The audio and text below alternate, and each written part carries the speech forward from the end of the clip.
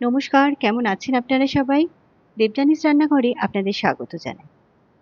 আজকে যে রেসিপিটা আমি বানিয়েছি, সেটা সম্বন্ধে কিন্তু কিছুদিন আগে অবধিও আমার কোনো রকম নলেজ ছিল না।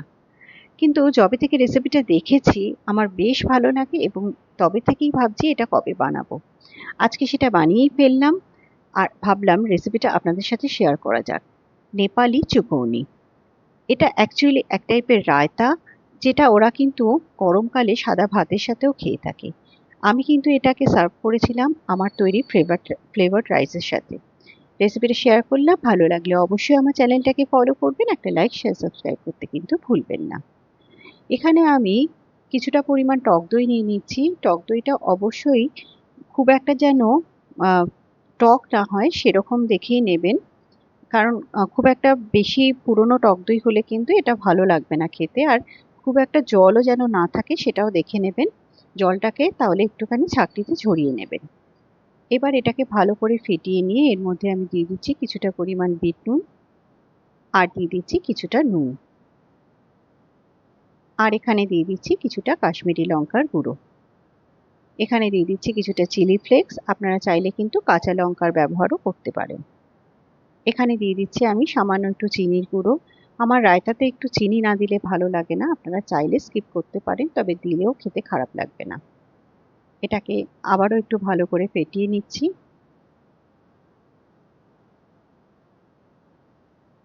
এবার এখানে আমি নিয়ে নিয়েছি আলু সেদ্ধ করে এভাবে ছোট ছোট করে কেটে, আর একটা পেঁয়াজ এভাবে কেটে নিয়েছি। সেটাকে এভাবে হাত দিয়ে একটুখানি ছাড়িয়ে ছাড়িয়ে নিচ্ছি। যেভাবে আমরা বেরেস্তা ভাজার জন্য পেঁয়াজটাকে করে নিই, ঠিক সেভাবে একটুখানি ছাড়িয়ে নিতে হবে। এবার এই সেদ্ধ আলু আর পেঁয়াজটাকে এই দইয়ের মধ্যে দিয়ে দিচ্ছি। এরই মধ্যে দিয়ে দিচ্ছি আমি কিছুটা ধনেপাতা কুচি। এবার এটাকে ভালো করে মিশিয়ে নিতে হবে।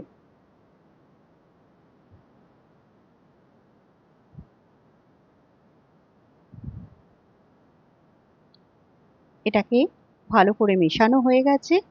এবার এখানে আমি দিয়ে দিচ্ছি সামান্য একটু পাতিলেবুর রস।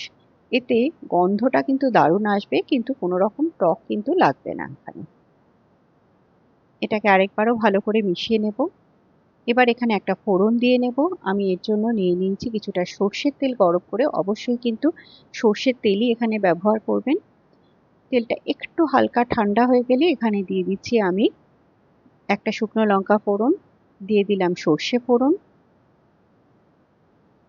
সর্ষেটা একটু ভাজা হয়ে গেলে এখানে দিয়ে দিচ্ছি গোটা জিরে, দিয়ে দিলাম কিছুটা কারি পাতা, আর দিয়ে দিচ্ছি কিছুটা কসুরি মেথি।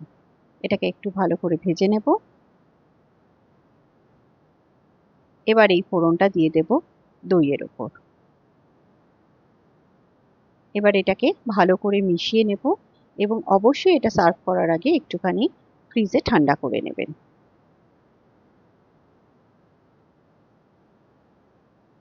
ব্যাস, এটা কিন্তু একদম রেডি। অবশ্যই গরম ভাতের সাথে কিংবা যে কোনো কিছুর সাথেই কিন্তু আপনারা খেয়ে দেখতে পারেন। এটা কিন্তু সত্যিই আমার দারুণ লেগেছে। রেসিপিটা অবশ্যই বানান এবং কেমন লাগলো আমাকে জানাতে কিন্তু ভুলবেন না। ধন্যবাদ।